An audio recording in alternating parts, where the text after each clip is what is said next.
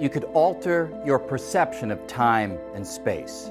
Experience what it feels like to be someone or something else, a tree, a lizard, or even a laugh. What if you could rewire your mind and take in the world anew like children do? What if psychedelics, the compounds you may know as magic mushrooms, mescaline, acid, ayahuasca, and MDMA, among others, what if they were the change agents to help you do all of this? Here's the question. Would you be interested in taking that trip, even if that trip might be terrifying, revealing things you just never wanted to see? Well, Wall Street is already betting on it, fueled by an explosion of groundbreaking psychedelic research that is revolutionizing therapeutic approaches to depression, PTSD, substance abuse, anxiety, and end-of-life care. The hope is that soon we can better understand how psychedelics work not only to treat depression, but also possibly to enhance the lives of the well, unlocking creativity, boosting productivity, and catalyzing personal growth.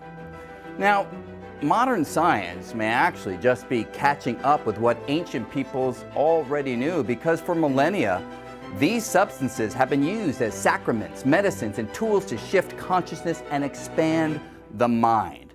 The term psychedelic, it comes from the Greek words psyche, meaning mind, and delos, meaning manifest.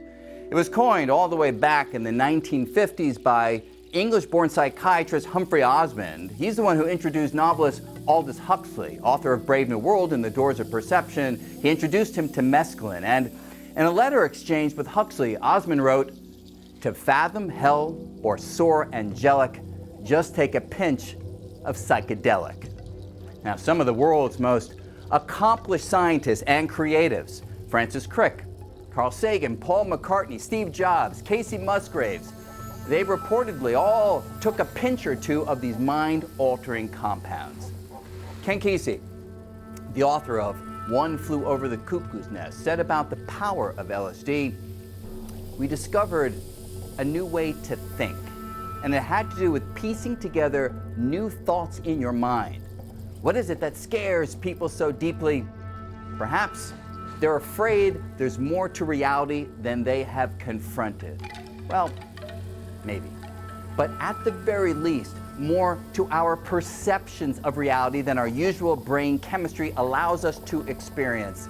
And what's undeniable, psychedelics can modify that usual brain chemistry to provide for new paradigms of perception, new modes of experience that can be humbling and electrifying and, yes, sometimes frightening. So, in tonight's program, we are going to explore why these compounds have captivated humans for so long and take a look at the latest scientific theories regarding how they actually work in the brain. What are their benefits and the pitfalls? What is the impact of psychedelics on consciousness, our sense of connection, and our capacity for creativity? Our conversation seeks to educate and entertain and, just maybe, bring you a little dose of what might be on the other side of Huxley's famous doors of perception.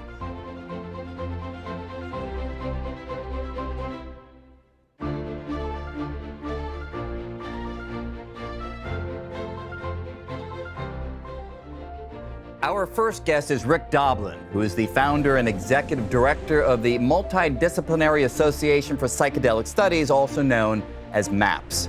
A pioneering activist and researcher, he has dedicated his life to legalizing psychedelics and recently spearheaded the world's first ever phase 3 clinical trial investigating psychedelics, which produced extremely promising results for PTSD patients using MDMA-assisted therapy.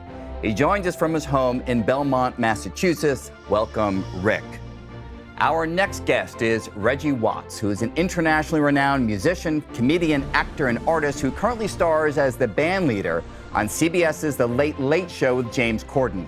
Throughout his life, he has immersed himself in psychedelic experiences that have shaped his creative expression and allowed him to explore consciousness, personal growth, and the inner workings of his delightfully weird, subversive mind. He joins us from Los Angeles. Welcome, Reggie. And finally, we have Gül Dölen, who is an associate professor of neuroscience at the Johns Hopkins University School of Medicine. Her laboratory's work focuses on how plasticity and neuromodulation govern social behavior, and recently her team made the groundbreaking discovery that MDMA can reopen a novel critical period of brain plasticity in mice, which can potentially be harnessed for a therapeutic benefit in humans. She joins us from Oakland, California. Welcome, Gül, and welcome to you all. Thank you so much for being here. We are in the early stages of what future generations may one day describe as a kind of psychedelic renaissance, right? A resurgence of research and the use of psychedelics as medicinal, therapeutic, consciousness-expanding chemicals. But as many people know, these psychedelic compounds, they're far from new, right? I mean, there's historical evidence that suggests that for millennia, indigenous cultures from around the world, West Africa to the Americas, they've used naturally occurring psychedelics for various forms of healing, ritual practice, perhaps as a means, some have said, to connect with imagined realms beyond the everyday. In fact, I have not checked on this, but I've heard, maybe you guys know, that there's evidence that nearly every culture on Earth has utilized these mind-altering compounds. So Reggie, if I can start with you, what do you think drives this timeless cross-cultural use of psychedelics? I think a lot of it has to do with just human nature, being curious explorers. I think there's something about psychedelics that puts you, they put you in a state that allow you to feel connected beyond your normal input apparatus. So there's this kind of a cruise element to it, meaning that a drug puts you in a state that you can experience something as opposed to necessarily maybe meditation or something like that, where there's a practice to arrive at that state. This kind of forces you into a state or opens the gateway, however you want to look at it. And I think that is exciting because it feels as though we're gaining knowledge that is beyond what we're perceiving all the time, or something that matches our idea of what a dream is, or a waking dream, or something like that. But it's an interconnected curiosity, discovery, experience, ritual. Gül, what do you think? What drives this timeless fascination with psychedelics? Yeah, I mean, I guess I would say that in some sense we are entering altered states a lot in our normal lives. When we go to sleep, we have an altered state. When we fall in love, we have an altered state. And as Reggie was suggesting, I think that these psychedelics allow us to jump into that realm faster and more reliably. And that's interesting, and following that sense of curiosity to understand what is beyond our normal everyday access, I think drives humans to do it. But I think that animals, there's some evidence that animals also use psychedelics. And so it might not be a human-only characteristic to be curious and playful and try and understand beyond what we normally have access to. And you've actually done experiments with animals that you have provided them with psychedelics, which we're going to talk about a little bit later on. But Rick, what's your view? Is it similar to what we heard from Reggie and Gül, or is there another motivation that drives cultures to use these substances? I think it's similar to what they both said, but I would add the added dimension of the confrontation with death and the meaning of life. And that what we see is that these psychedelics have been used throughout history for spiritual purposes. And when we talk about indigenous cultures, that sort of makes it seem like it's the other, but really it's the heart of the Western culture. The Eleusinian mysteries in Greece, the 2,000-year-old mystery ceremonies that had an element of a psychedelic potion called Kykeon, and it was under pain of death to keep quiet what happened, but it was about this confrontation with death and what does it mean to move beyond our sense of ourself as a limited person from birth to death and be part of this much bigger picture. So I think it's been essential as part of meaning making, finding our place in the universe. And when we talk about this psychedelic renaissance that we're in now, I think a clearer way to think about it is that it was around 392 when the Catholic Church wiped out the Eleusinian mysteries and this experience of direct revelation through psychedelics.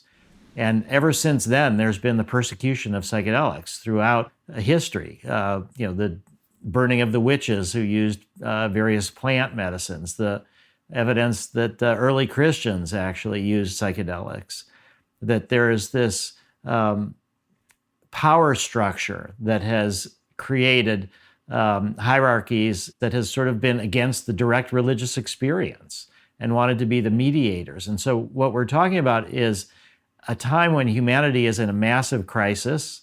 We're in a self-destructive spiral, what we're doing to ourselves, to the animals, to the environment. This more deeper spiritual sense of how we're connected to everything is going to be part of the motivation to write our course as individuals and collective, and that psychedelics have always been a part of that. And it's this combination of spirituality and healing. And also, I would add celebration and community building. Now, we've seen that rhythm here in America, right? I mean, the recent height of psychedelic research and use was in the 50s and 60s. I mean, all of us can think back, or at least we know of Timothy Leary, Ram Dass, Woodstock, acid test. I mean, the whole movement at that time, which ultimately was quashed in a manner reflective of the examples that you gave before. And look, when I was growing up, and I grew up in the 60s, I don't know about you all, but I was told, I mean, my mother told me, you do any of these psychedelic drugs and your mind will fry. You will have flashbacks for the rest of your life that will destroy any possibility of being normal. So that was inculcated in me as a young kid. I mean, Reggie, did you hear, I mean, anything like that growing up, or was it more of a benign view or maybe no view at all regarding psychedelics? Yeah, I mean, I kind of loosely knew about it as a kid because I grew up in Montana in the 80s and 70s and the 80s. And so you kind of heard some, murmurings and rumors about psychedelics. And maybe in school there would be like an anti-drug thing about like PCP for some reason. That was a big one that they really didn't want you to do, but we couldn't get it in Montana. So I don't know why they were showing us those videos. But, there was an awareness of a substance that you can take that makes you go, woo, and that was my knowledge. So there wasn't really a lot of danger other than if you do this, you'll think you can fly or something like that, and it was like obviously misinformation. But of course, like when we were 16 or 15, or I was 16, I experienced LSD for the first time. And of course, all of that changed and then so much came into perspective. But yeah, I didn't really grow up with necessarily like, this is really bad. It's more like, stay away from it. But it's just kind of like a light warning. Sure. Yeah, Gül, how about you? Growing up, was there any talk of these substances?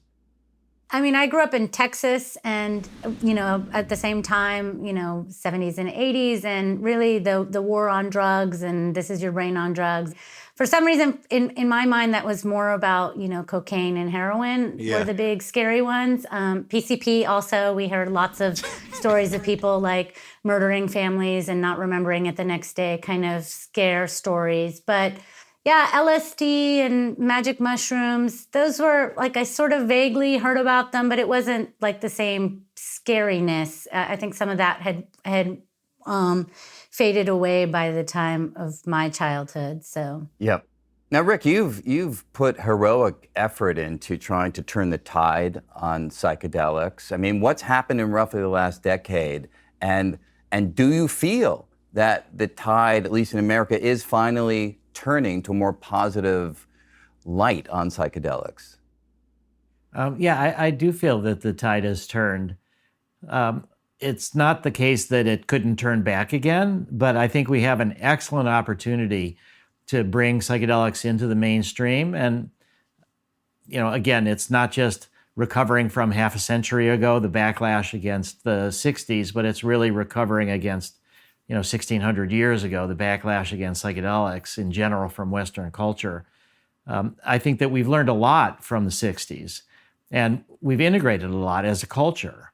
We've really reoriented our approach towards death. Now in the 60s with the psychedelics, where this death rebirth, this psychological process that goes on, people didn't talk about physical death at the time. If you had cancer, you didn't even talk about it. Back then in the 60s, if you were meditator. That was weird. And then here we got the Beatles bringing these guys in robes from India, the Maharishi Mahesh Yogi for transcendental meditation. That was really weird and suspicious. And there was concerns about yoga. If you practiced yoga, you would lose your Christianity and become like a Hindu or a Buddhist or something like that. I was, of course, told that if you took LSD 6 or 7 times, that you were then certifiably insane. And that would be your diagnosis for the rest of your life.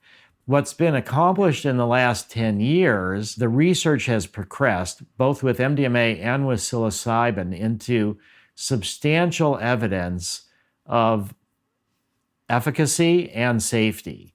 So it is pretty amazing that we are now talking about these substances as legitimate medicines. And I understand it, Rick, your organization is currently in phase 3 clinical trials of MDMA-assisted psychotherapy for patients with PTSD. And for those who don't know, that's the final stage of research before FDA approval is granted, which I hear could happen, Rick, in the next couple of years for MDMA.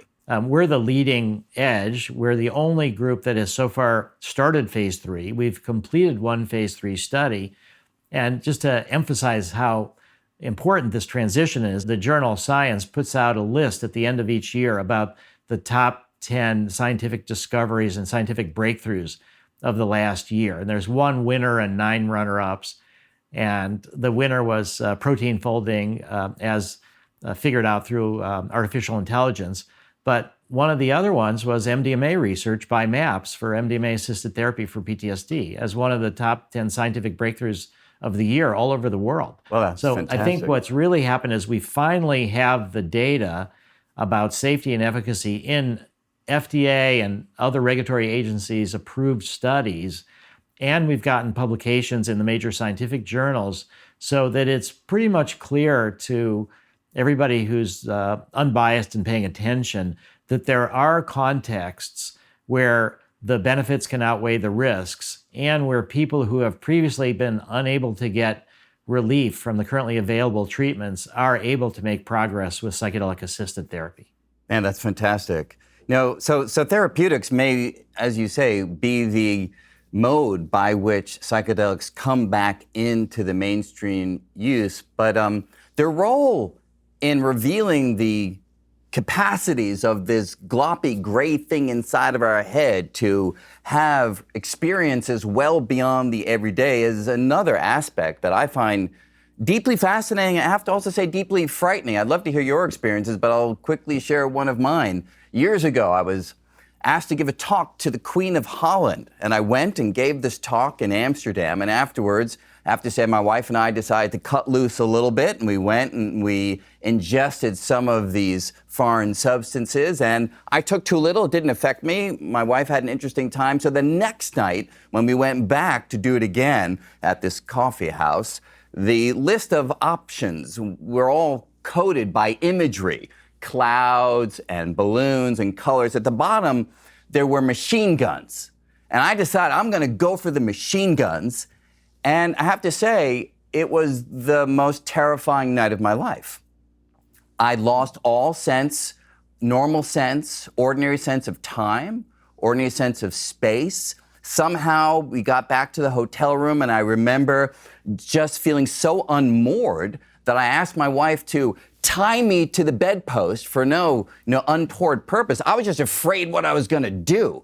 So I just wanted to be anchored to something heavy that would keep me literally grounded. So in the end, I found it a valuable experience because it made it so clear to me that there are modes of consciousness that are very different from the everyday. It sort of resonated with something I read much later on from William James, that he said that our everyday lives and our everyday experiences are but one special type of consciousness, parted, as he said, by the flimsiest screen from forms of consciousness entirely different. So definitely valuable, but definitely also terrifying. I mean, Reggie, you mentioned that you had your first LSD experience, what was it, 15 or 16? I mean, what was that like? It was super chill. I didn't really care about it. No, just kidding. It was cool. I mean, I was obviously like a little nervous about taking a tab of paper. It's Yeah. like, oh, this little square of paper is going to do something. It didn't really make sense. So it was very mysterious. And took it. And I remember I was at a friend's house. We started in a friend's house. And I was like hanging out in a room with a friend. And it started coming on. And I just remember when it first started happening, I was like, whoa, like, because when you haven't had that experience before, it's so amazing to have it reveal to you, like it just kind of fades in. And as it fades in, it's kind of disbelief, but also like, oh, I kind of thought that this is what it would be like. But of course, I've never felt anything like this at the same time, like a paradoxical realization. And so that got bigger. Then we went out into a street. We found the top of what are those things called? The apple drink. It doesn't exist anymore.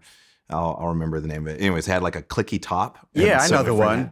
You could push on the top of the metal and it would go in and out kind of thing. Yeah. Yeah, totally. Yeah, and so one of my friends found one on the street and they were just like, click, click, click, click, click, click, click, click, and they would hide and then click, click, click, and we were like, and so we went on this huge like hide and seek and trying to capture the clicker thing, just trying to get it from each other. And then we decided to go camping in the middle of the evening and we got into cars and drove. It's Montana. But we drove about maybe 15 miles out of town, then just had to stop. And we pulled off to the side of the road, very empty road. And I remember going to the side of the road. My friends were doing something off by the car. I was on the other side of the road. I went into a ditch. I found a little crossbar that has like the reflective orange stripes on it that would be connected to the horses. So I grabbed just this bar. I got up out of the ditch, stood in the middle of the road and held it in the middle of the road and thought it was the most hilarious thing in the universe. I couldn't stop laughing. I just stood in the road holding this crossbar, this reflective barrier, just laughing my ass off. And so that was basically my trip. What it exposed was the silliness of the universe, the silliness and the absurdity of life and consciousness. It's all hilarious. It's funny. It's very funny and very weird. So that was kind of like my first trip. No, that's a hugely important lesson. It's a great way to get to it. Rick, how about you? Do you remember your earliest or first or memorable psychedelic experience? Oh yeah, I definitely do. But before we get there, I'd like to say, what was those machine guns? What was the drug that you actually took that you and your wife took? I have no idea, and I suspect that it was extraordinarily mild because I rarely drink. I don't smoke. I don't take any foreign substances. So I think that my body was so unused to this kind of a shift that even the most modest of drugs would have a radical impact. So I don't know the answer, but I think it was very mild. I think it's the kind of thing that most people wouldn't have that kind of reaction on. Yeah, probably. Was it something that you smoked or swallowed? Smoked. Okay. Actually, I have to ask my wife. I don't know. I think it was smoked. I'm going to ask her. Okay, so it's weird that I don't completely remember. Yeah, I think it was. Yeah, it is because it's something that in the coffee houses, it could have been very strong hash, maybe, but that they only have legal permission to put out cannabinoids and also mushroom truffles, and they're very careful about that. So chances are, if it was smoked. I don't think it was DMT or anything. That doesn't match your description because DMT is so fast and then it's over within, an hour or less. Oh, this was many hours. Yeah. So it sounds like it could be a super strong marijuana or maybe something, if it was smoked. It's surprising. It probably wouldn't be anything else. But the point most people in the audience right now, they're like rolling their eyes.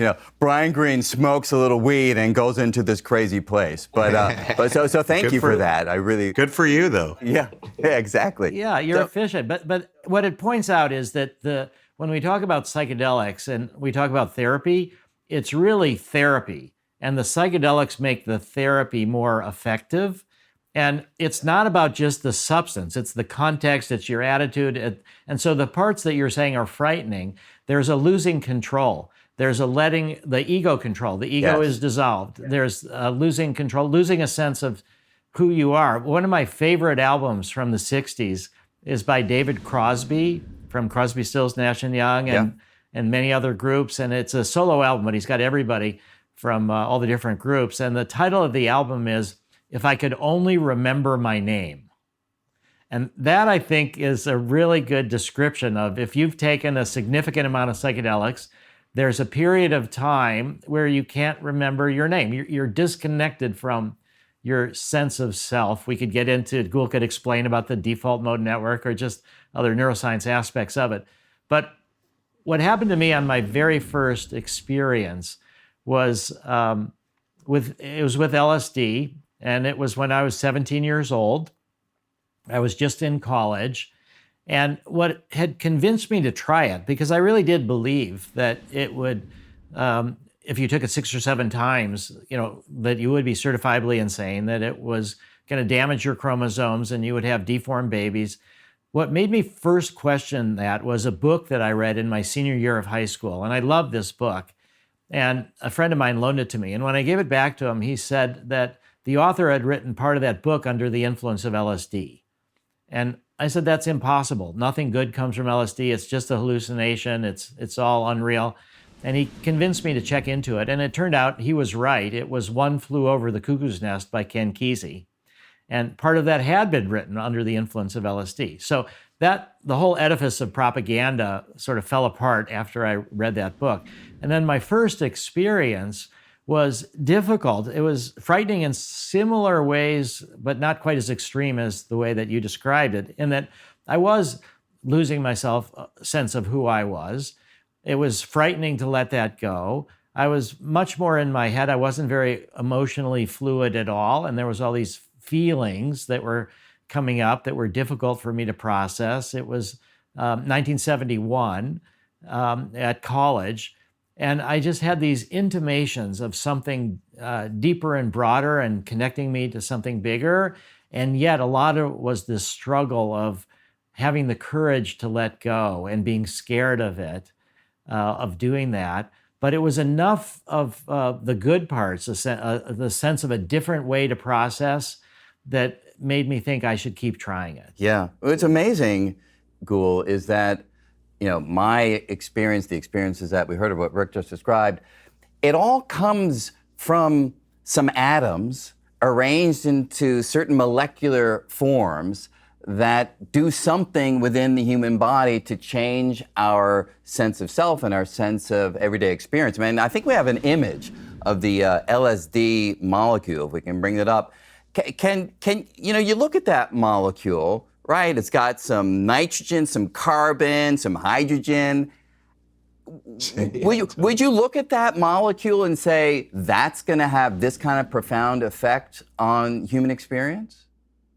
Well, I mean, I have to say, when I was in college, I designed my own major. It was, comparative perspectives on the mind, and it was, partially philosophy, partially neuroscience, partially religion, partially art. And, I was sort of dabbling with more focusing in philosophy. And when I saw this exact picture right next to the serotonin molecule, I was just blown away. I thought, oh my God, this is the thing that's going to help us understand all of those hard problems of consciousness, of, all the things that felt like they were too much philosophy and would never be solved by neuroscience. And I really, radically switched directions in that first class I took on drugs, brain, and behavior because of this sort of consciousness-altering properties of a compound that looks very similar to serotonin. And to me, that was evidence that, a molecule,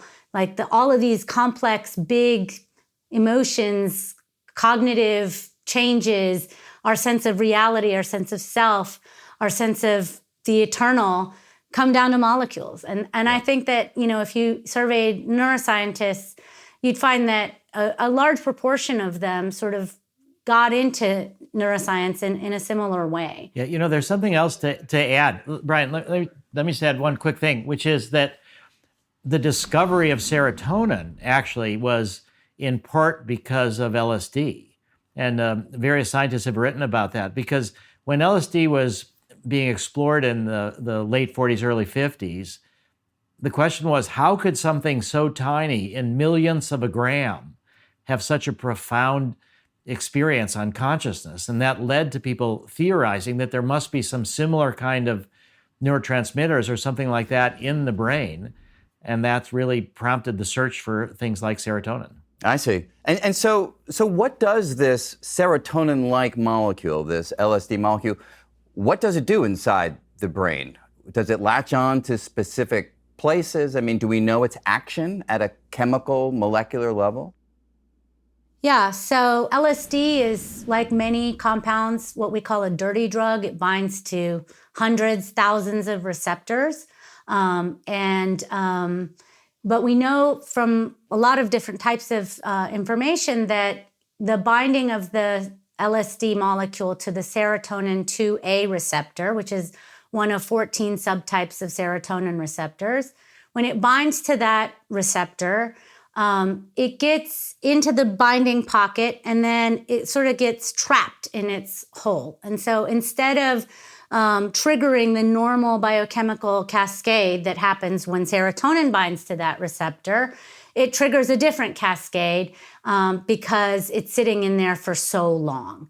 We think that that's what makes the effect of LSD binding to the serotonin receptor so different from serotonin binding to that I see. So serotonin is this chemical that's a neurotransmitter that helps electrical signals go from neuron to neuron. You're saying LSD sort of mimics it, but in some sense you're saying it binds even more strongly to the receptor location than serotonin itself would.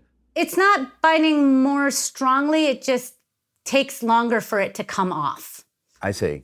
And so I'd like to get into a little later on that knowledge giving us insight into the actual effect itself. But before that, I kind of want to backtrack a little bit, somewhat beyond the nuts and bolts of the molecular impact of these chemicals, get to the mind stuff that we've already alluded to previously in our own experiences. Look, many of us were introduced to psychedelics and the potential of these chemicals by the book by Aldous Huxley back in the 50s, The Doors of Perception. And he vividly in that book describes his own psychedelic experiences. And I was frankly going to read an excerpt, one of my favorite excerpts. But Reggie, I think you could do much better job embodying the English philosopher Aldous Huxley. Do you mind reading that little passage? Yes. Yes. I hope I get the part. You're on now. Reggie Watts reading for the part of dialogue reader.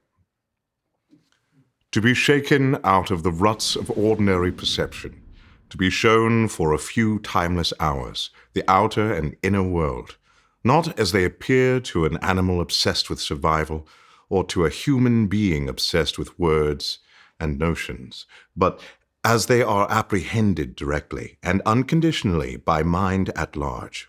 This is an experience of inestimable value to everyone and especially to the intellectual.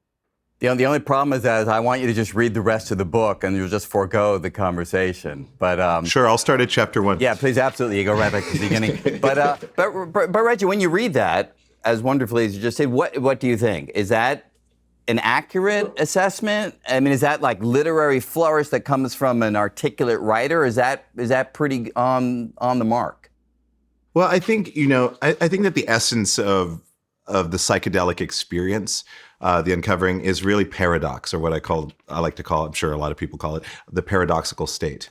And so once you've experienced the paradoxical state, the self, non-self, the whatever you want to call it, apply all binaries and annihilate them. But this is the type of language that comes out of it, because wisdom, things that spark ideas and so forth, are based off of like contrasting elements that arrive at paradoxical conclusions. So the flowery language that kind of dances around this idea of negation, positivity and negation, and both simultaneously. That's without that sounding like crazy, but once you find that intersection, and that happens in all states, in anything that you do, then this type of language, if you have a love of language, and language is code, essentially, is what this reminds me of.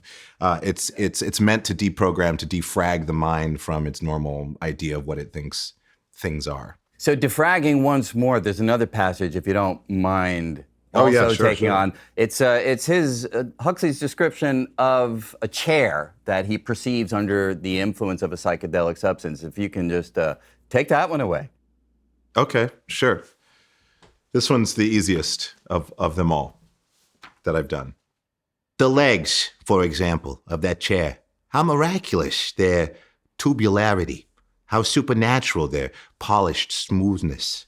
Spent several minutes, or was it several centuries, not merely gazing at those bamboo legs, but actually being them, or rather, being myself in them. Or, to be still more accurate, for I was not involved in the case, nor, in a certain sense, were they, being my not self in the not self, which was the chair. Amazing. I mean, Rick, does that resonate, that description? It does. A lot of these boundaries are collapsed, as Reggie was saying. Is that a Van Gogh chair by? It looks kind of like a Van Gogh painting. Indeed it is. Indeed it is. Van Gogh. Oh, Yeah. wow, Van Gogh. Okay. Van Gogh. But yeah, that totally resonates. And I think that's why these substances have been used for thousands of years, that they give this sense to people that we're not isolated from the environment around us, that we're a part of it, we're an intimate part of it. The world is an intimate part of ourselves. At this deeper level, we're connected. And beyond that, there may be some connection to sort of the timeless energies that you can talk to us about in terms of general relativity or, other aspects of modern physics, that nothing is, energy is not destroyed. It's just transformed. Yeah. And I think when people can get that, it changes their attitudes towards death. It changes their attitudes towards life, and they can live in a more full way. And so I think that what Aldous Huxley was describing, which was with mescaline, was very much what a lot of other people. The one thing I would disagree with where Huxley talked about it, he talked about it as special value for intellectuals. And in the work in the 60s, there was a lot of work with LSD for alcoholics and heroin addicts done at Johns Hopkins and Spring Grove. And Stan Groff, who was my mentor and who's the world's leading LSD researcher and developed holotropic breath work, a non-drug way to influence consciousness in similar ways. He just talked about how some of these Skid Row bums that were major alcoholics still had these profound spiritual experiences. They didn't have the words that Huxley did to describe them, but it's more of a feeling. It doesn't require this intellectual sophistication. And I think that was one of the challenges, you could say, during the 60s, which was this view by Huxley and others that this psychedelic should be reserved for intellectuals. And then you could say Ken Kesey and Timothy Leary and others felt that it should be more democratized. And right.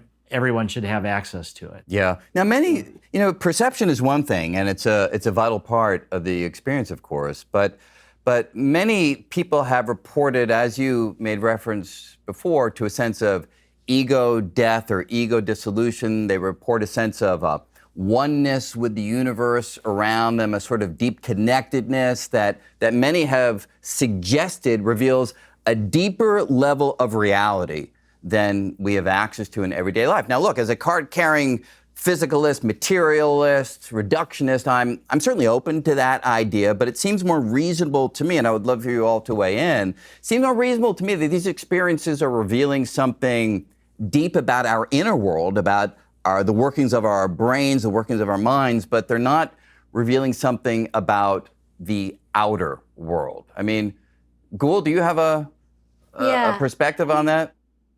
I think this kind of gets at a little bit of a property that William James talked about, the noetic property, this ability to feel like what you are experiencing with psychedelics is the really real, and that it's been revealed to you in this process. I think for a mathematician, they might interpret the same psychedelic experience in terms of asymptotics. I think the Good Friday experiment is a good example of what, if you put a bunch of priests in a room and give them psychedelics, they're going to see God. If you give a bunch of neuroscientists psychedelics, they're going to be like, it's the serotonin molecule, of course. And Aldous Huxley actually also tried to address this. He proposed mechanistically that the way that this was happening was because psychedelics sort of open up he called it the reducing valve. As a neuroscientist, I always imagine that to be sort of the part of the brain called the thalamus that sort of, as information is coming into the brain from the outside world, filters that information, and only a subset of that information actually gets up to the higher parts of the brain. And that's what I imagined the psychedelics were doing, widening that filter or letting in more information. But actually, there's evidence now that that's not the case. In fact, if anything, the psychedelics, what they're doing is allowing brain processing to be more influenced by what we call in neuroscience the priors. So what conceptions, what configurations, what associations your brain was already making have a greater influence on the way that you interpret that information. So you say more influenced by the priors. I intuitively would have thought the reverse, that we are these Bayesian, probabilistic, prediction-making machines. In order to navigate the external world effectively, we constantly guess what's really happening in the world.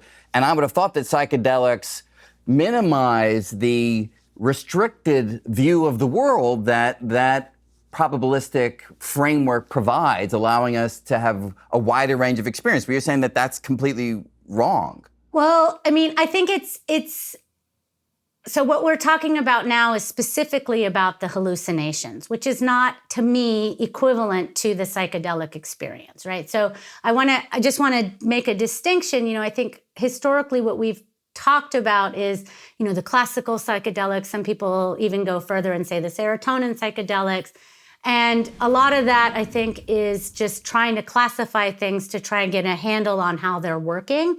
And I think, people like Alexander Shulgin, defined it differently. For Shulgin, he was a chemist, and he did a lot of work with MDMA and other psychedelic drugs. For Shulgin and many others, psychedelic just means something that produces an altered state of consciousness. Whether or not that has a hallucinogenic property is not actually a requirement of it being a psychedelic. And there are hallucinogenic, people have hallucinations for a number of other reasons that have nothing to do with psychedelics, right? And there are different types of hallucinations. And so I don't want to equate the two things, but our studies of, hallucinations themselves does seem to suggest that this opening up the filter idea isn't quite right, and that rather it's more of this biasing. Yeah. And I don't want to speak too abstractly, but if you're on a psychedelic and you're looking at a picture, a static photograph of a waterfall, right? People who are on psychedelics will tend to interpret that as moving water. And so that would be a good example of how your prior knowledge of waterfalls containing water that moves, influencing your ability to hallucinate a waterfall from a static photograph. But that prior, you're saying, triumphs over the other prior, which is when we see paintings on a wall, we usually predict that they're going to be static. So you're saying that those two priors are somehow competing, and it's the one that focuses just on the water itself, that water usually flows, wins out in that case. Yeah, so it tends to be, yeah. So Gül made one point there, which is if you give psychedelics to a group of priests, they're going to see God, which is an example, I gather, of the mantra that I've read a lot about, that set and setting is so vital to the experience that one has on psychedelics, one's mindset in the physical setting. So if you think back, is there, say, a frightening psychedelic experience that you've had which you can trace to a set and setting that somehow wasn't conducive to perhaps a more bright, enjoyable, open-ended experience than the one that you actually had? Yeah, I think the word is safe. That's the when it comes to psychedelics. Generally, it's the feeling of safety, being safe, being able to relax and not go into the death-based probabilistic projection models, and so which will cause a large shadow of gloom to appear very quickly, but not necessarily, and not always bad. I would say I've been experimenting a lot with ketamine, and while it's a different type of psychotropic psychedelic. It's like I guess people call it inwardly psychedelic. I've definitely I was at a dance party, and a friend of mine wanted to try some K, and I thought, I usually never do this. If I do it at home. I have a prescription. I do it at home. I lay on a bed. I have surround sound, high-end speakers. I have water next to me. I have the temperature there's all of these factors so that I can go on this journey. However, in this particular case, a friend of mine had never done it, wanted to try it. I thought, well, it is a music festival. Maybe that's a cool place. Who knows? We did apparently just a little bit too much, and she went out on the dance floor. And before she went out, I said, this was at the very beginning. I was like, you might get a little wobbly, so you may want to not go out there. But she went out anyways, which is totally fine. It's great. She was out there, and then I started to feel it. I was doing like a press thing or something backstage real quick. I got up and was like, I better check. Went through the curtain, all these crazy people dancing, Halloween vibes, and she was like hanging on to a couch that was a part of the wall, like a vinyl, long, old school kind of 70s style couch. And so I got up next to her, and she grabbed onto me, and we both sat down in this chair. And our friend, who was not on K, was like, yeah, I'm gonna get out of here. And we're like, why are you leaving right now? And so she took off, and it was just her and I, and we got so into a K-hole. Like, we were definitely K-hole adjacent, or 1 foot in a K-hole. It was pretty strong, and I felt like I couldn't get up. If I got up, I was going to fall down. I didn't really understand the mechanics of physics at that point. I don't know how I would get into my body to pilot it. So we just sat there, and it felt like there was this bubble around us, and people would come up and say, hey man, nice show. I did a show that night. Hey man, nice show. And then one guy was trying to sell me on a festival that he was putting together and he said he managed Timothy Leary. It's obviously not true, but he had my ear for a very long time. I had to figure out ways to mechanically push or tell people, hey, I'm tripping right now, so can you please give me some space? But I was trying everything before that because I thought that was bad to say. However, that happened for a very, very long time. It was like withstanding a storm, like hoping that the hatch is held. But at the same time, an amazing experience because we had to figure out how to get out of it. We had to find a moment where I felt confident enough to stand up, and she felt confident enough that I felt confident enough to stand up and just make it 15 feet through a curtain. So that was probably the most craziest trip, darkest trip. What did you take away from that? I mean, did it influence you that you didn't want to do it again later on, or you just put it into the list of things, of experiences in a psychedelic state?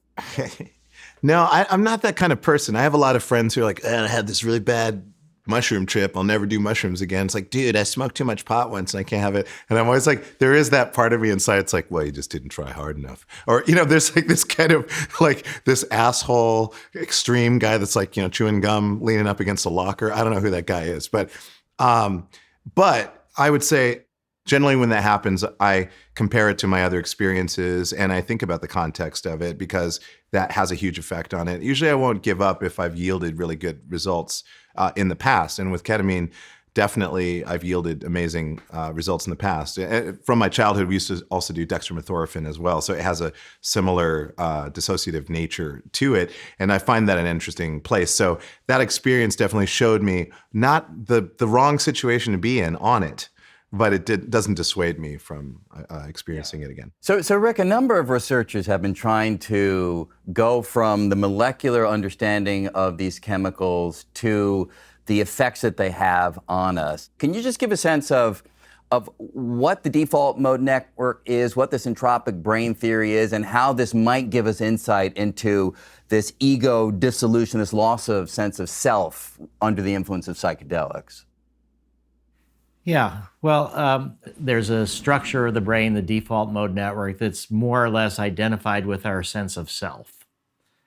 And what the psychedelics tend to do, more the classic psychedelics, is that they weaken activity in the default mode network, so you're not filtering information in the same way, and then you're getting much more unfiltered information that's rawer, that's more direct, that goes beyond a lot of these distinctions that we make between us and the external world. And that's where you see this, sense of how you're blending with other things. I would say it's ego death is the wrong word. Ego dissolution, which you used, is a good way to talk about it, because there's still an observing self in some way, or that's the sort of mystery about it, is that Gül talked about hallucinations and the priors, in a sense, and it'll come to answer your question as well. So that it's different from normal hallucinations. What we think is that under psychedelics, it doesn't quite match what we think of as a hallucination, where you think something's there that's not really there. This is kind of this internal world projected on the outside world, and that's where we get to the priors. And so just to give you an example of one time where I was working with someone who had PTSD from sexual assault, and this was with MDMA. And during the experience, there was this discussion that she started re-experiencing this original trauma. And then part of the time she was seeing the rapist's face and body superimposed on my body. And other times she was seeing me shining through, and other times, so it was a question of could she trust, was she, but it was that she was seeing through her priors, and it was overlaid on the universe and on me, but something underneath it was this healing process, where when she was able to release the fears and the anxieties and that she had to suppress when the incident was happening because she was focusing on survival, that she could then process it in a different way, and then it sort of moved from just being this blend of me and the rapist to just being me, and for her to have made a peace with it. So a lot of times the hallucinations, you could say, are making your priors visible, and you can see how then you overlay the world with this, and that you can, people that are depressed overlay the world with this is going to be this is going to turn out badly, or I can't trust this or that, and that's how people see the world. And then you can see through that, through this therapeutic process. And then when you come back to normal consciousness, you've rewired your brain for some of these memories. And they're not processed in the same way. They don't trigger the same kind of emotional notes in your memories. They're routed differently in your brain. So, this idea of this stability of how you see things is shaken up. And I just want to say one last thing too about, you talked about it, does it really reveal more of what's in your mind than what's in your universe, what's outside in the world? And I would say that, we understand that through the quantum level that we're all connected, it's energy, there's very little matter, mostly space between different things. We're connected in these energy waves, but we don't see the world that way. But that is about the world. We tend to see things as solid objects distinct from others.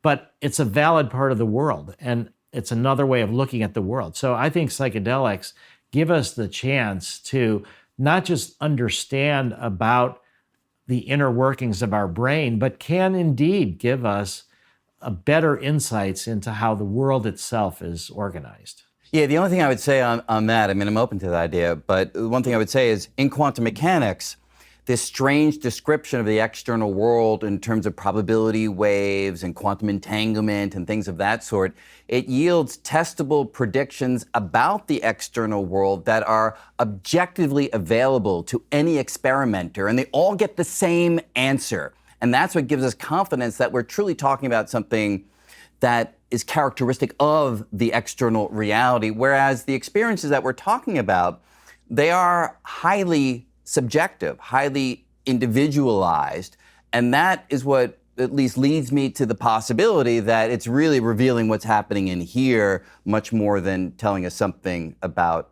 out there. I would say one thing, and this is just my outsider, amateur observationalist, part-time psychonaut warrior person. I would say that For instance, improvising music, which is something that I love to do, or if I'm on stage and I'm improvising, you enter into a state that is kind of not really in time. It's perceived by myself or other people playing along and so forth as extra time. There's a buffer that gets created, so you feel like you're slightly in the future. I don't think there's any way to prove that or test that. Who knows? But it feels as though you have options ahead of you, and what is being experienced by those around you, outwardly perceiving what's going on, is in the past. And to a certain degree, most things are. But in music or improvisation, that's where you get this kind of this psychic effect where someone knows that this is the next chord change. Someone knows that this is when a drum fill is going to happen. You've almost previewed it in your mind, and when it happens, you're like, yeah, that was what was supposed to happen. And I think this thing that I say, like the paradoxical state, it's like the observer and the experiencer. Like I kind of view these two things, in metaphysics or whatever, we talk about higher self, lower self, there are all kinds of names for it. But there is the nature of consciousness is a comparison, something aware of itself against something else. So the paradox, which I love, is when I get into these states, and why I call it that is because it is everything and nothing and everything. And in that moment, it doesn't really matter how you interpret or what you interpret, because time is the thing that lays down the idea of what you're trying to bring into the material world, quote unquote. The experience itself is undescribable because it is a needle on the record. It's like whatever's before the needle and whatever's behind the needle. It doesn't matter. You can't experience it. You can only experience what the needle is experiencing in that moment, and then remove the needle and it's suddenly gone. So I guess what I'm trying to say is, I feel like when I take psychedelics or psychotropics, it's allowing me to just freely flow as a consciousness.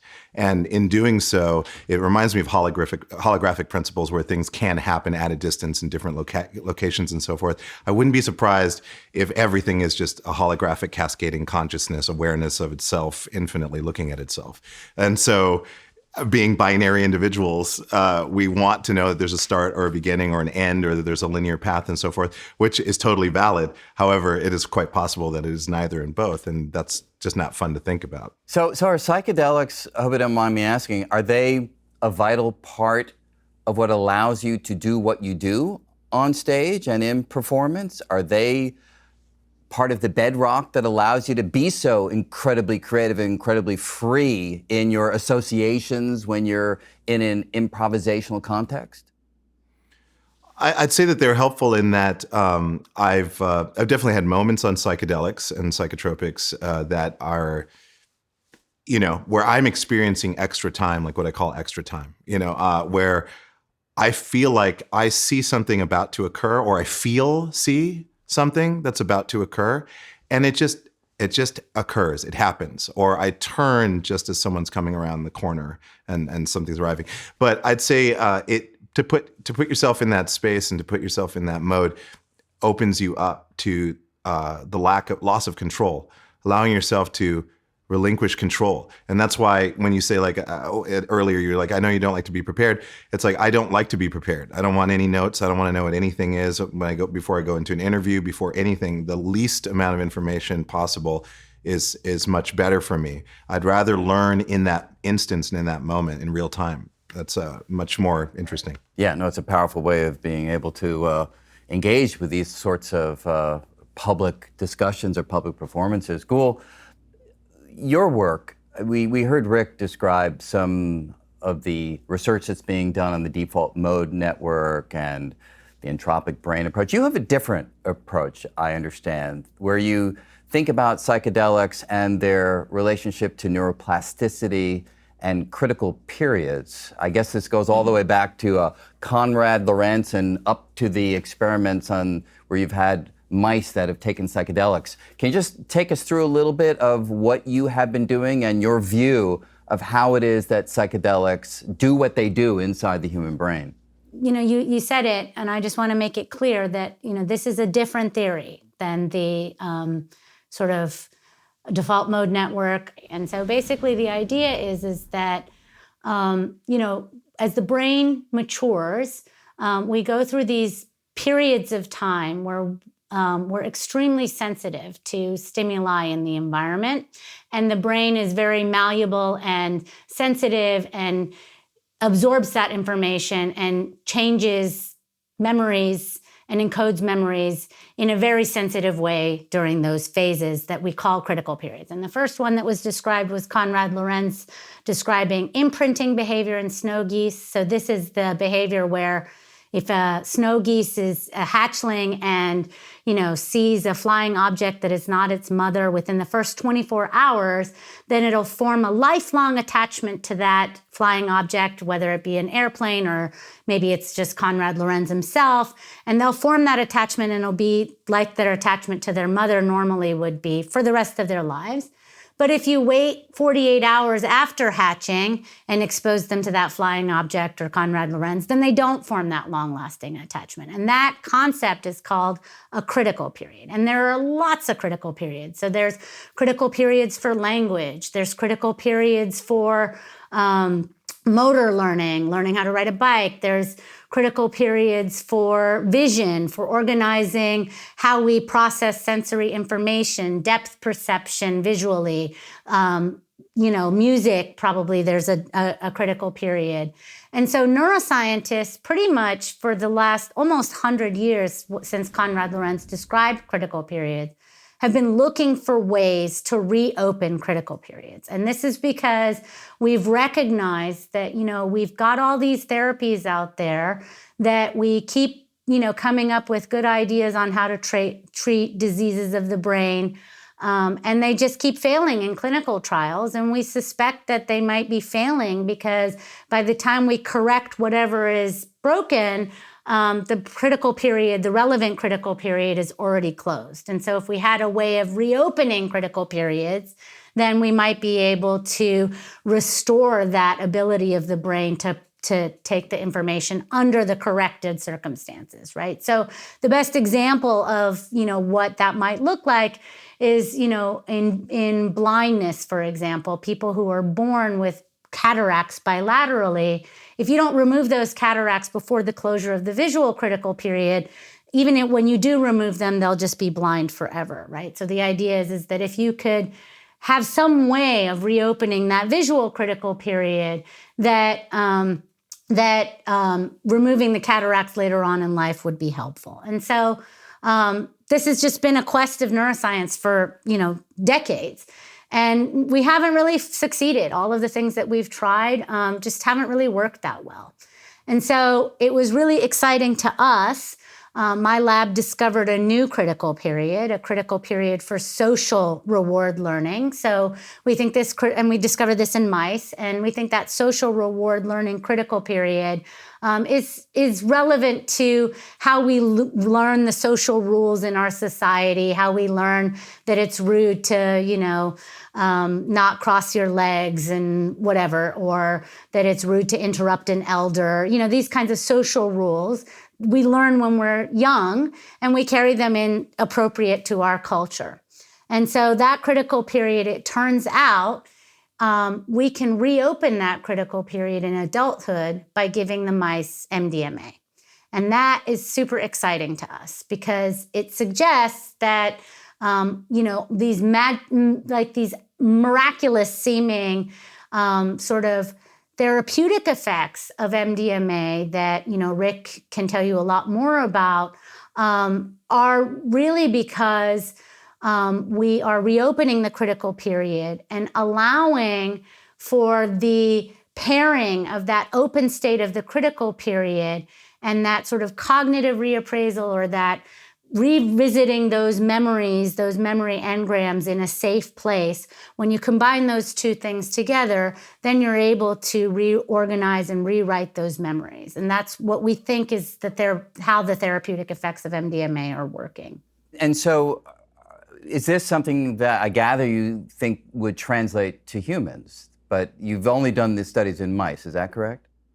Right. So we think that basically what we're doing here is what's called reverse translation. So the studies that have looked at MDMA's effects in curing PTSD, right? The idea is that you're not just taking MDMA and going to a rave, right? You have to take MDMA and pair it with the appropriate context, set and setting psychotherapy in the case of the clinical trials that have been done, right? And so what we're thinking that we're doing is trying to understand how that is working. And our animal studies, I think, are the first ones that I know of that have been able to recapitulate several key aspects of how these therapies work, right? So one of them is, maybe not so interesting for a general audience, but has to do with the dosing of the drugs. It seems to have the same dose response to the drugs in mice that we see in humans. The other is about the durability, right? So one of the miraculous things about psychedelic psychotherapy is that, some of these results are so astonishing. You give the drug and, immediately people feel a huge amount of relief.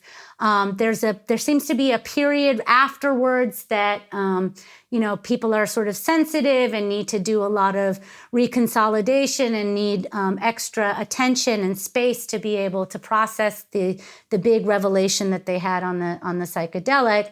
And then the effects just last for a really, really long time. I mean, 4 or 5 years out often, right? So in some sense, it's like the first time there's the cure, right? And so what we have discovered is that MDMA's effects also have a rapid onset, ability to reopen the critical period, has a rapid onset, and they have extremely long durability. So they last well beyond the acute subjective effects of the drug for, in the case of MDMA, lasts out to 2 weeks in a mouse, which might be the equivalent of 2 weeks in a human or maybe longer, like 2 months in a human. So we don't really know the exact translation. But so the durability is the other thing. And then for me, the most important thing that we're able to recapitulate with this model of how this drug is working is that the effects are context dependent. So if you give MDMA to a mouse and you stick the mouse in a room by itself, then it doesn't reopen the social critical period. But if you give the MDMA and you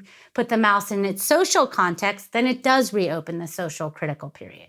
And so we think that dependence on the social context is really about the fact that we're trying to open a social critical period, but maybe wouldn't matter so much if we were trying to open a motor critical period. Right. I mean, I don't mean to be facetious here, but I'm just wondering, so if I took MDMA and sat down at a piano, is it possible that the critical period for learning the motor skills of that instrument would reopen for me? Are we talking at that level of potential reopening of critical periods? Yes. Yes. That is not proven at this point.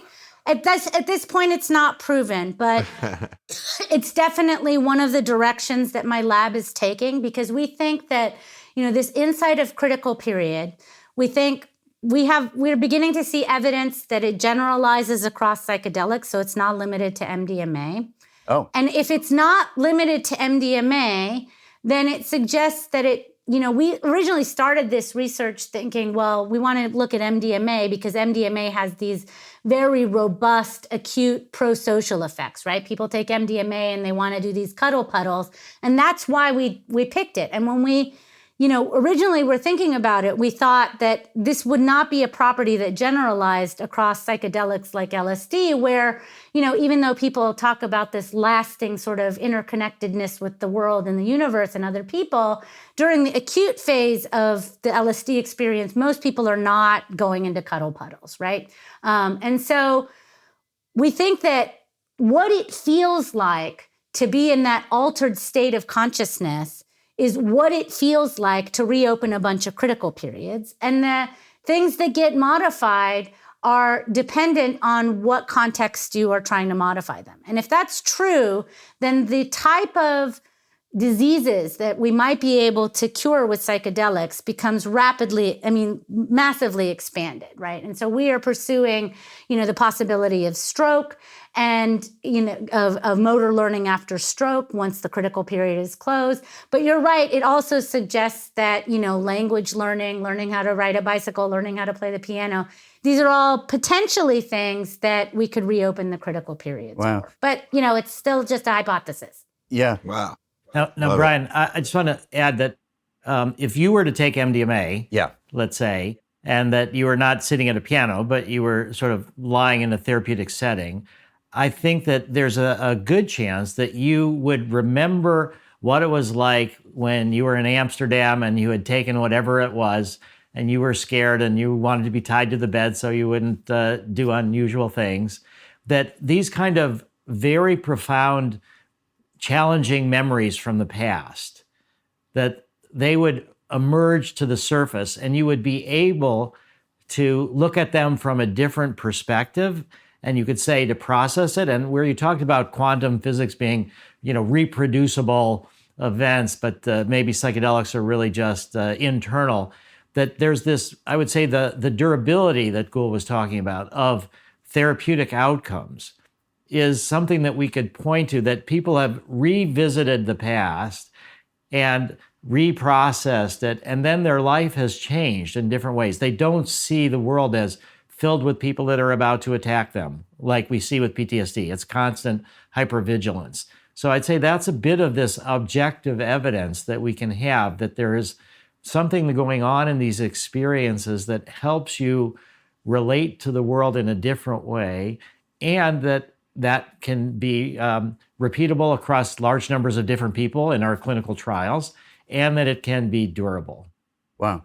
So Reggie, do these descriptions resonate with your, say, just anecdotal experiences? I mean, do you find that on psychedelics you sometimes, or maybe reliably, feel connected to a younger, more malleable, more open version of yourself? Is that part of what you would describe it as? I think so. I mean, the timeless self, the self of self, the self that, that's been on the journey the whole time.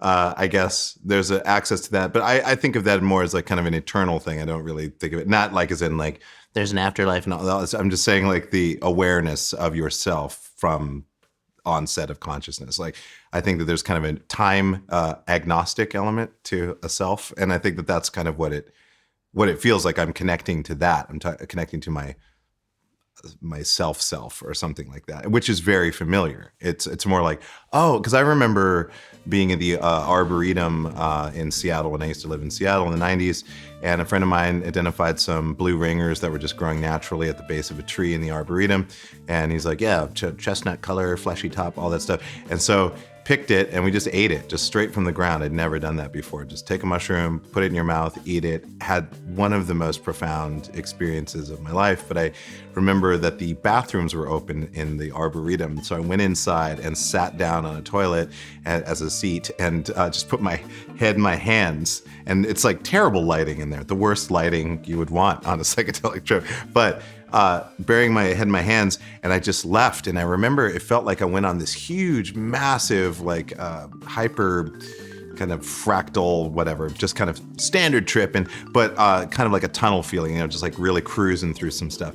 And then arriving at this kind of quiet place where it felt like I met myself. Like some people would call it, I guess, God or whatever, but I call it like self, non-self, It's and it felt like, oh, I haven't seen you in a long time. There was like this kind of feeling of like, it's been so long. It's like, I know, I haven't seen you in a long time. It's like, yeah, you really got to stop being so hard on yourself. It's like, yeah, I know that. But then that makes me think about that too much. And then I'm hard on myself for not, whatever.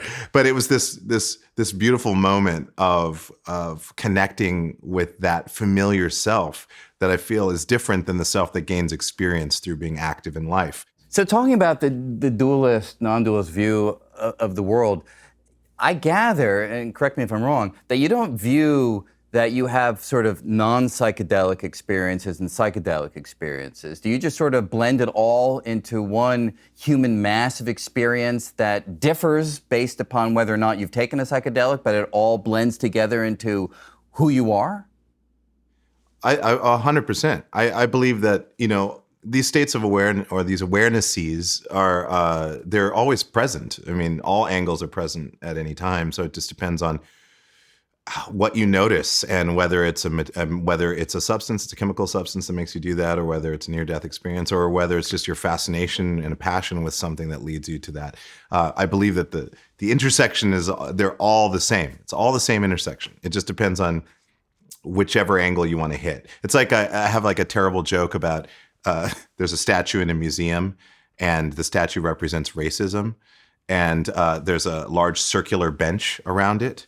And there are all kinds of people sat at this bench looking at the statue, but they all have a different angle of it. And some of those people are racists, some other people are non-racists, and some people are neither here nor there. But in the end, it takes everybody to make racism work.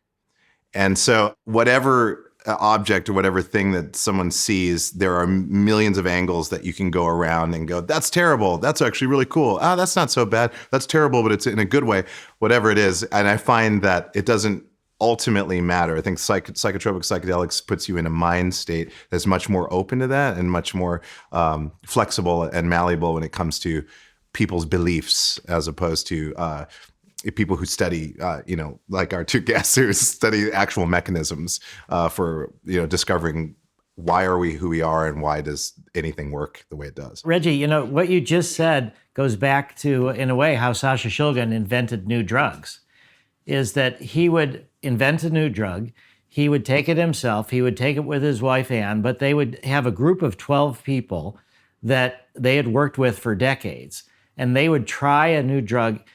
And all of the different 12 people would have slightly different experiences, as you say, because they're looking at it from slightly different angles, from their own. And then once they had this sort of consensus, more or less, they would decide whether to bring it out into the therapeutic community. Oh, but sweet. it took this kind of communal 12-person group to get a fuller picture of what that drug actually did. Oh, I love that. And so do either of you or any of you think that, Reggie, you brought up racism, and looking at statue in many different ways. Are psychedelics a potential route to cure some of the deep ills of the social world? Well, I think so, but I would say again that the culture and the context is more important than the experience itself. And so when we look at the ayahuasca churches that are in Brazil that have then moved to the United States. And one of the things that also happened in the last 10 years was the Supreme Court sort of coming behind this idea of ayahuasca as legally protected for these particular religions. But they're syncretic religions, and they are surviving only because they had to accommodate with the Catholic Church. And so they are homophobic, patriarchal, hierarchical. So even though there's this frequent sense of, beyond ego states of blending, that when you come out and interpret it, the cultural context has made it so that people still are, patriarchal, homophobic, and hierarchical. So psychedelics used in a more open framework can indeed, I believe, be an antidote to racism, to genocide, to environmental destruction. But it's too simplistic to say it's just in the psychedelic. It's in the psychedelic, the context, and then where Gül was talking about the critical periods being open for sometimes weeks afterwards. It's how you integrate it, how you think about it. But I think we need help in moving beyond racism and all these other aspects, us and them. And I think psychedelics used wisely with sufficient support can indeed be a big part of the solution. So with that as a jumping off point, Rick, you mentioned before some of the MDMA psychotherapy assisted studies, and I think one that you're involved with is now phase 3 clinical trials, and they've had remarkable success. I don't have the data at hand, but I recall that a significant fraction of patients who received this kind of treatment were radically helped by this kind of combination of talk therapy and the psychedelics. And we have this really provocative and wonderful testimonial that I'd like to play now, and just to get all your sense of response on it. So take a listen to this. My name is Sarko Gergerian. By day, I'm a police lieutenant with the Winthrop, Massachusetts Police Department and a psychotherapist at night. People might be shocked that a police officer is advocating for psychedelics. But I believe we're in the middle of a mental health crisis across the whole country. I want to bring psychedelic-assisted psychotherapy to the police because in policing, PTSD is a big problem. There's a lot of uncertainty with this type of work. You don't know what kind of a call is going to come in. Anytime an officer is waking up to go to work, their nervous system's activating in a really distinct kind of way. You're not going in calm. You're tensed up. You're jacked up a little bit. You have a little bit of cortisol and adrenaline going through your bloodstream. And that's a daily occurrence. Over time, over the course of an entire career, it can cause problems. We're seeing the rapid escalation of death by suicide in officers. The numbers related to depression, the numbers related to suicidality, anxiety, they're staggering.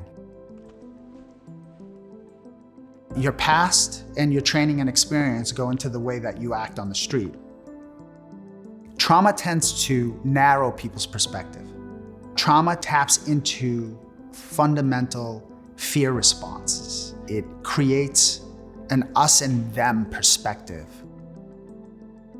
We're in a point in history right now where that needs to change. It's really important for us to not have a knee on the throat of a civilian. We need to get together.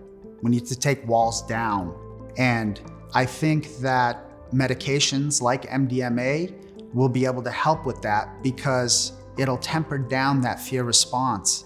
It'll bring in new perspective or widen perspective to allow for ideas around being one group, one family. My MDMA experience was federally sanctioned, a part of a research protocol. When the medicine took effect, I had this deep, overwhelming sense of love come across me. But what happened right after that sense of love was a sense of gratitude. And it gave me the needed perspective as to how MDMA is going to help somebody that's struggling with treatment-resistant severe PTSD. Our officers will make decisions better if they are rested, if they are well, if their resiliency is at the highest capacity. I care about helping with that because I'm helping not only the officers, but that person that intersects with them in that moment where that decision might have to be made, and maybe the best possible decision will be made. We're on a precipice of a sea change in the way we help people. We need to destigmatize access. We need to speed up access. We need to get enough therapists trained because when used carefully, cautiously, with care and guidance under certain protocols, I think these medicines can be very, very effective and helpful in people dealing with their suffering. So, I mean, that's pretty bold, right? I mean, a police officer advocating the use of what currently is a Schedule I substance. What do you guys think about what you just heard? Well, You're all stunned. I think that it's tremendous. I went to the International Association of Chiefs of Police conference years ago in hopes of meeting somebody like Sarko. And we did meet Sarko there. And I think this idea of the us and them, for me, it's always been that the police have been the predators and I've been the prey because of the drug war. And it's been hard for me to develop empathy for the police. But I've come to realize, the difficult job that they had, and that if we didn't have the drug war, there wouldn't be this kind of sense of separation, I'd say, between me and the police. They are really suffering. A lot of alcoholism, a lot of substance abuse, a lot of depression, a lot of suicide, as I said, in the police. What I didn't realize is that if you're a veteran and you come back to America, you have preferential hiring in the police. So we can often get people who are traumatized early in their life that may have something to do with their desire to become a veteran, to volunteer for the military. Then they get traumatized in the military. Then they come back and they work in the police, and you get further traumatized. So I think it's this willingness out of desperation from the police community out of that sense of desperation, a willingness to look at MDMA. And I think that these are not just psychedelics for our hippies in the 60s, that these are tools that should be mainstreamed, that can be mainstreamed, that can have an impact throughout many aspects, throughout the entire aspects of our culture. And I think Sarko is uniquely able, because we're so used to this idea of the police against drugs, for a police psychotherapist to talk about his own personal experience and how he sees that can help his fellow officers is just inspirational for me to see that. Reggie, what's your take on it? I mean, do you think that there's a time in the future when whole professions, police or otherwise, may be using some of these psychedelics as a means of doing their job better? Well, I hope so. I mean, I think, personally, a lot of the issues that we have are just, it's awareness. It's always an awareness problem. It's an awareness issue. And with police, I have some friends that are police persons, and they talk about how little training they have. They receive a very short amount of training, and they're just kind of thrust out there. You're just like, trial by fire, go for it, good luck, that kind of a vibe. And that's a whole awareness issue. So it's not surprising to me to hear about all of the various problems that we have with police in our country specifically. But so I think anything like more training, more psychological help, that would be great, so that people feel prepared they have a set of tools to deal with things. Also, just like on a practical level, but also on a deeper psychological level, so that there's, when I was talking about extra time, that's kind of what you want in situations like that. When situations get hectic or split-second decisions need to be made that can really affect the trajectory of one to multiple people's lives, you need that sense of extra time in that you have a protocol, you've been trained, and you're making the best decision possible. So just like he said, that was my favorite thing that he said, that maybe better decisions can be made. So I think whatever helps, I think a lot of it is training, and I think part of that training should be psychological help. I think that it's very, very important for people to be trained in advance, and then also have ongoing support throughout the profession. I think we want the best people, the best trained people involved in this service. And then all the technicalities, political, always blah, blah, blah, blah. That's always going to be a squabble. But people on the ground making decisions like that need to be better trained. So I'm all for it. And so, Gül, do you think that's the direction that things will be going? And how does any of that relate to the work that you're doing in the laboratory? Yeah, I mean, I think both Rick and Reggie sort of touched on this. Again, I don't think these drugs are sort of the magic bullet. I think, if you give a drug like MDMA and then you just sort of reinforce your us versus them kind of attitude, and you bond with all the other police officers, but continue to see the people that are in your community as the other, then it could be very dangerous. And so the key will be to find a way to train people to have empathy for what they, previously considered the other. And the context is going to be so important for being able to sort of allow people to have that cognitive reappraisal or that transformation that I think will be necessary for these to have the desired effect. And I just, I think that this is not to plug too much for mechanism, but I do think that understanding how these drugs work will be an important part of that. Like, I don't think that it's a good idea to take a police officer who does have to sort of go out into a strange and difficult world and release them right after, a day or two after having a big MDMA experience. Because I think what our studies are telling us is that that mice and likely people also remain in that sort of sensitive, vulnerable, childlike state for weeks.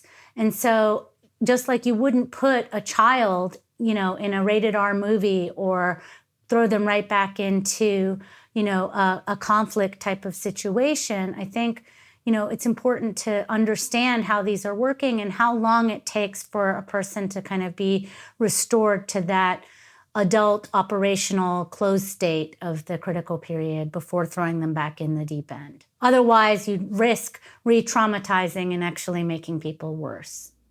Yeah, we only have a couple minutes left. I did want to ask one more question. Rick, we began early on in this conversation describing how the tide is turning, or it's turned was the language that I think you use in terms of the way the world, or at least the government agencies, are looking at psychedelics, allowing for research and possibly taking some of these psychedelics off of the Schedule I declaration. But is it also, and I think you made reference to this as well, does a kind of disaster await us if things don't unfold at the right rate and in the right order that society can absorb these changes? Could we go back to a time when all of these substances are simply outlawed?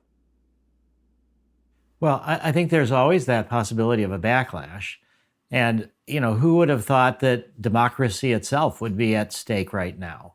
I mean, we grew up thinking that democracy was so woven into the fabric of America that had been the American Revolution, the Civil War, and that now we see democracy is fragile and it could disappear very soon, in fact, if we're not extremely careful. So I think there's always this possibility of a backlash.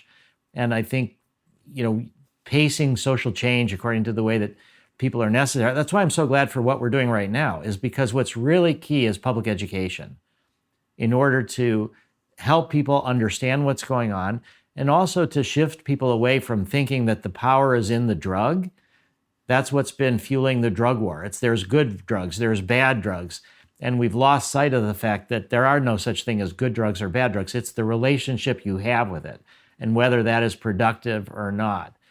But I do think that there has been a lot of learning in our culture over the last 50 years since the last backlash against psychedelics. And I think the situation is more desperate now than before in terms of the amount of anxiety, depression, mental health crises, the challenges that the world is facing. So I think that there's a very good chance that we will be able to continue in this progress towards mainstreaming psychedelic psychotherapy, and also then reforming drug policy and making it available for people like you and your wife to go to Amsterdam and have that all over the place. But we have to be careful, and we have to, I think the two main things that we need to do are to not oversell the benefits and not to understate the risks. And that I think those were things that happened in the 60s, that the government overstated the risks and denied that there were any benefits, and a lot of the advocates overstated the benefits and denied that there were significant risks. So I think we have to move forward with a more balanced perspective and a lot of public education. And if so, I think we'll be able to come in for a safe landing.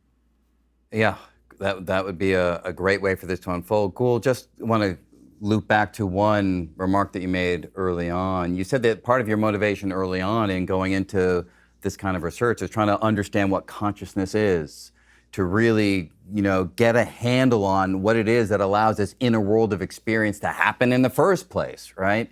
So, and that resonates with me because the reason I do physics is I want to understand the deep workings of the world, because I believe that through that, I gain a certain deep communion with the cosmos. It may sound a little bit, lofty and grandiose in sentiment, but I really do feel a link to the wider world when I understand its workings.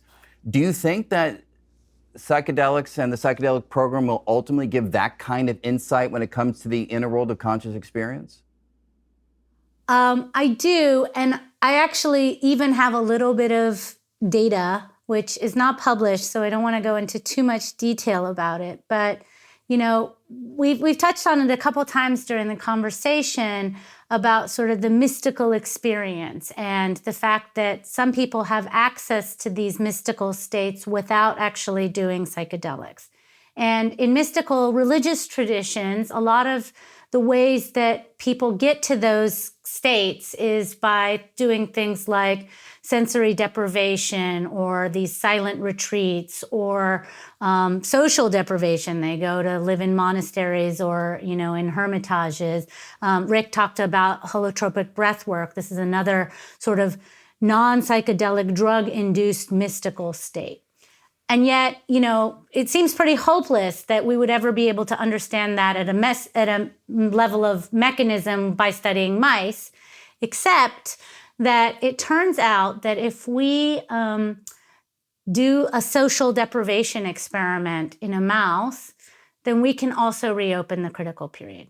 And we also know from the visual critical period literature that visual deprivation can reopen the critical period, the visual critical period. And so it's exciting as a possibility to me that this overlap between the mystical traditions that have been using these other methods and the psychedelics converges at the level of critical periods. And if that's true, then I think it gives us a handle to start asking at a mechanistic level, what are the neurobiological bases of, the big things like consciousness and our understanding of self versus other, our understanding of life after death, those sort of bigger questions that honestly I didn't really think would be something that we would be able to work on in my immediate lifetime, but suddenly I'm feeling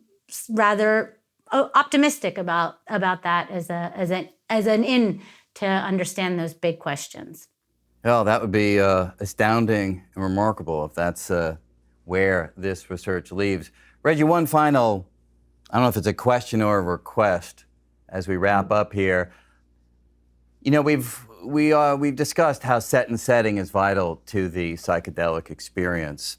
So imagine that I work up the courage to go back and have another psychedelic experience. I'm wondering if you would compose on the spot a little song that would launch me on that psychedelic journey, taking me to wherever you think it would be a good place for me to go. Oh, a psychedelic song. I guess.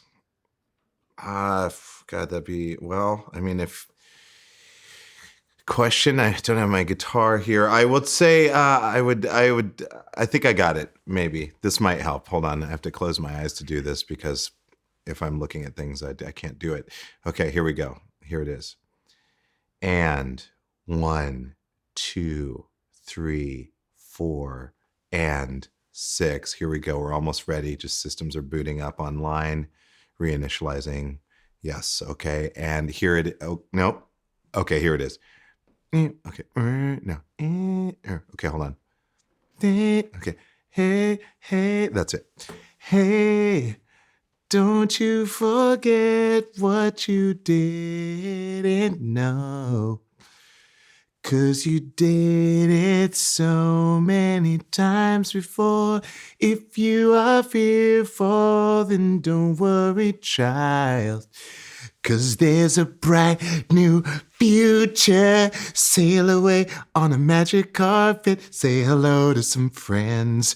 Go to somebody's house and maybe get them to go to the gym. And if you want some Raisinets, you find them in a store. Don't worry, baby. Mescaline galore. Acid galore, ketamine galore, MDMA or MDA, all of the things, the 2CPs, the 2CEs, and all the things that make you just go, wow.